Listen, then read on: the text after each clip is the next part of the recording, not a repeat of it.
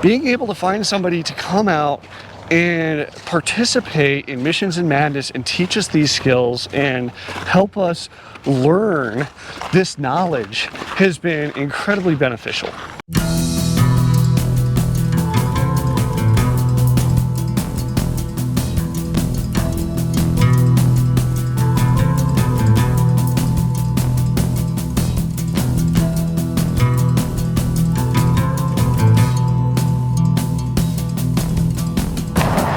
It's so on multiple occasions we've had I guess these supplementary classes, if you will. Yeah.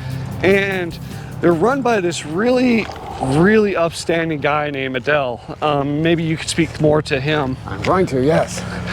And anyways, in more than a couple classes we've done like stop the bleed training. Yes. Which, if you're not aware of, it's a training which prepares you that if you are in a life-saving situation where somebody is bleeding out, it teaches you the skills and the knowledge necessary to save that individual's life and what tools might be needed or might be sourced at the time of the situation. Great point. Yeah, at the time of the situation, in order to make sure that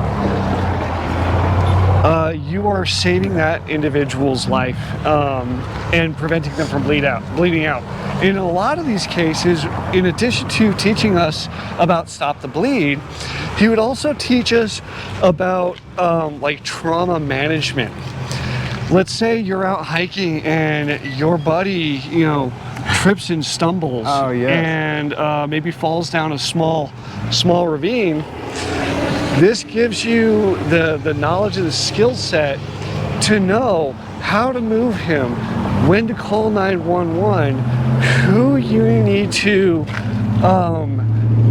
delegate tasks to in order to keep this person safe and to make sure that they survive and that everybody else stays safe in the process. It's been really amazing to have the opportunity to learn from Adal some of these critical skills that you're not really going to be able to just find by thinking that you're going to go out and take a class. You have to search for these kind of classes in a lot of cases, which is unfortunate. So being able to find somebody to come out and participate in Missions and Madness and teach us these skills and help us learn this knowledge has been incredibly beneficial. And integrate it into a scenario. Yes. Like yeah. we went up Mars Hill and we went into a ravine and the guys didn't know, and there was Adal. All of a sudden it's going to be somebody. All of a sudden one of our friends is down. Yeah. A tree fell on him. What are you going to do? And it's like, oh, well, we're going to send somebody up to, call 911. We're going to use the other people to help, stabilize him, remove the object. He needs a tourniquet because he's bleeding out. We need to put a tourniquet on him. We've only got so much time before his life is in danger. Yeah. And it was really one of these boom, boom, boom. You had to think around problems. You had to think of what the solution could be. And if that solution doesn't work, you have to be able to think, okay, what's the next step if that solution doesn't work? Yes. Because this person's life is on the line and we need to make sure he comes home safe. I don't know, it's something about the way Adal teaches is he impresses you with the gravity of the situation and well, he has the experience. He has the experience, and I was about to say, I don't know about you, but I do know about you, that it's changed our lives a little to be more prepared. Yeah, now I always carry a trauma kit in my truck. I recently flown to Madagascar to do some backcountry hiking and mountain climbing, and I was in another country where I didn't know the language, I didn't know the people, the culture, and I had just that little bit more confidence in knowing that I had my trauma kit with me. So if something happens on the trail, when you have all these routes, it's easy to break a limb. Or when you're traveling through some of the cities where they don't use traffic signs or traffic lights, and That's the right. sides of the road that they drive on might be different, or it may not matter to the drivers. The knowledge that I had going into that, knowing that, okay, if somebody gets injured, I know the best way I can help them in the given time to do it, gave me the confidence to go and do that and know I was going to be safe, and that the people that were with me were going to be safe. Yeah, yeah. And one thing to say too is, like, with Madagascar, Missions in Madness became really important, because there were times where we were walking through the city with a group of people, and there are such nice people there, but just like there's nice people anywhere, there's also people who want to rob you or pick your pockets or stuff like that. So we had to travel in groups.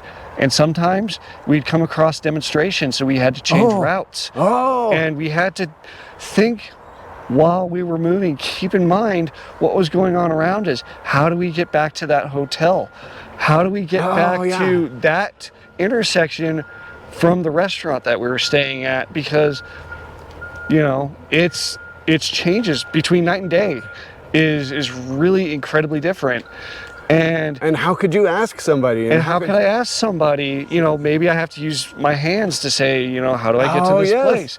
You know, so communication without speaking. Communication without speaking. All of these different skills that we were learning through Missions in Madness, all this knowledge that was being transferred, even if we weren't readily aware that it was knowledge, became handy when I went to another country.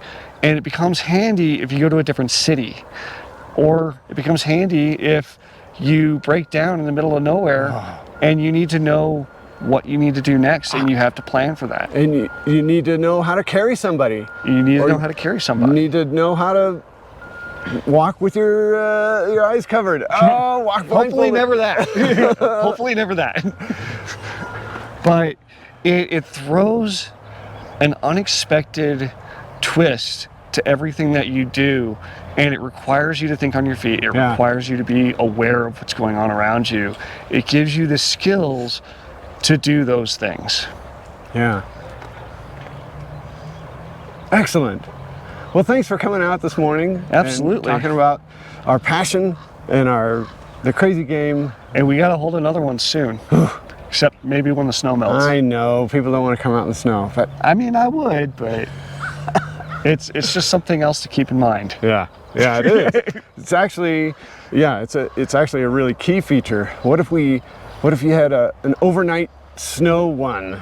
You know, you can always multiply There's always something. The problems. Yeah. My gas just went out at home, so we're without gas. Oh no! So now we had to figure out how to keep the animals warm, how to cook dinner, and all kinds of things, and able to move on with it because that's just what it is. And it's that unexpected twist that life throws at you that you have to be able to prepare for.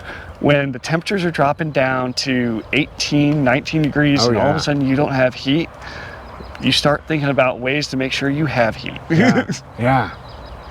Yeah, and that's what it's really all about, is empowerment. It's a way, it's a safe way to expose yourself to situations or scenarios that make you feel gradually and incrementally more empowered.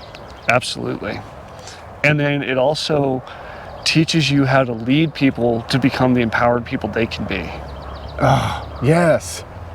And for those people to step up and become the leaders and multiply that. Yeah. It's a force multiplier. It is. Yeah. The more people that you have that are capable of acting appropriately and independently and in an empowered way, the more that you'll be able to succeed as a group in doing amazing things. Yeah, as a group, as a society, as a community, as a species. Yes. All right. All right, terrific. Thank you. Thank you. Appreciate it.